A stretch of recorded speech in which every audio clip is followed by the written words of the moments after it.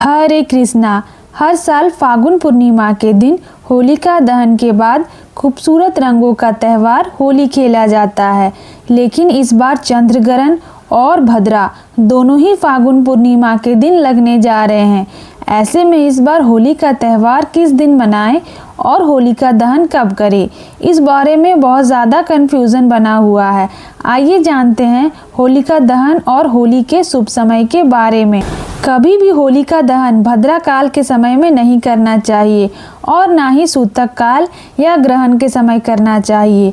ज्योतिषियों के अनुसार भद्रा रहित प्रदोष व्यापिनी पूर्णिमा तिथि होलिका दहन के लिए सबसे उत्तम मानी गई है। यदि भद्रा रहित प्रदोष व्यापिनी पूर्णिमा का भाव हो, लेकिन भद्रा मध्य रात्रि से पहले ही समाप्त हो जाए, तो प्रदोष काल के बाद जब भद्रा समाप्त हो तब होलिका दहन करना उचित रहता है। और अगर भद्रा मध्य रात्रि में व्याप्त हो तो ऐसी परिस्थिति में भद्रा पूज के दौरान होलिका दहन किया जा सकता है, लेकिन कभी भी भद्रा मुख में होलिका दहन नहीं करना चाहिए। और इस बार पूर्णिमा तिथि 2 मार्च सोमवार को शाम 5:56 से शुरू हो रही है। पूर्णिमा तिथि 3 मार्च मंगलवार को शाम 5:07 पर समाप्त होगी। ऐसे में फागुन पूर्णिमा तो 3 मार्च मंगलवार को ही है। पूर्णिमा का व्रत भी इसी दिन किया जाएगा, स्नान दान भी इसी दिन किया जाएगा, लेकिन इस दिन चंद्र ग्रहण लग रहा है जो कि हमारे देश में भी दिखाई देगा।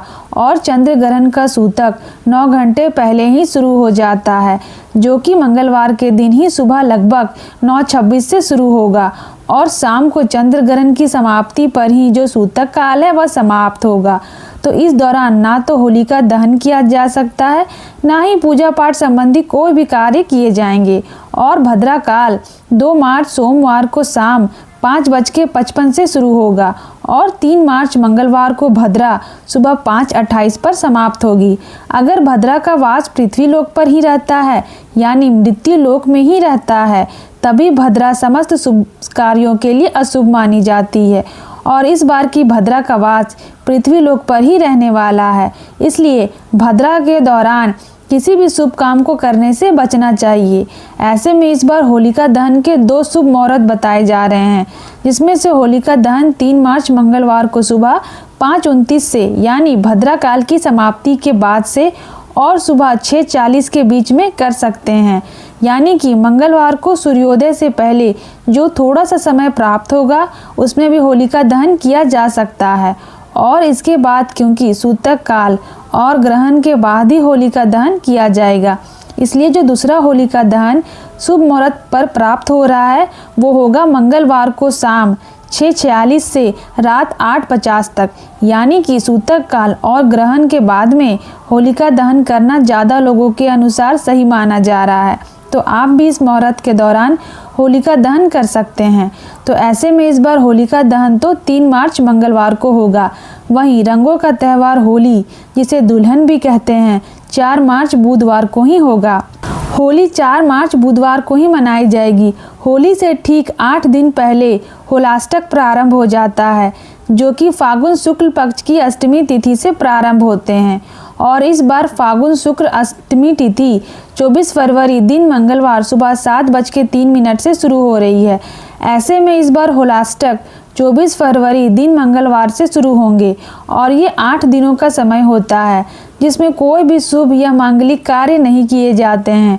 और होली के दिन, फागुन पूर्णिमा के दिन, होलिका दहन के साथ ही होलाष्टक समाप्त हो जाते हैं, जो कि 3 मार्च मंगलवार को समाप्त होंगे।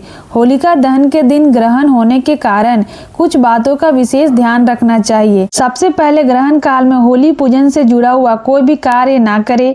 घर में भोजन बनाने से लेकर सब्जियां काटने की भूल भी नहीं करनी चाहिए। ग्रहण और सूतक समाप्त होने के बाद पूरे घर में गंगा जल का छिड़काव करने के बाद परिवार के सभी सदस्यों का स्नान करना चाहिए।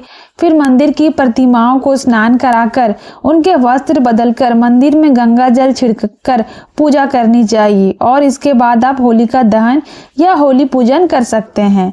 अगर आपने पहले ही होलिका रख दी है या होलिका दहन के लिए लकड़ियां इकट्ठा कर दी है तो क्योंकि ग्रहण के समय नकारात्मक प्रभाव होने से ग्रहण का कुछ अशुभ प्रभाव भी हो सकता है, जिसके लिए आप होलिका पूजन से पहले जहां पर भी होलिका इकट्ठा की गई है, लकड़ियां रखी गई है, वहां पर गंगा जल का छिड़काव अवश्य कर ले और अपने सभी आराध्य देवी देवताओं से प्रार्थना करें कि इस ग्रहण का या भद्रा का कोई भी अशुभ प्रभाव आपके या आपके परिवारजनों पर ना पड़े। यह थी आज की वीडियो।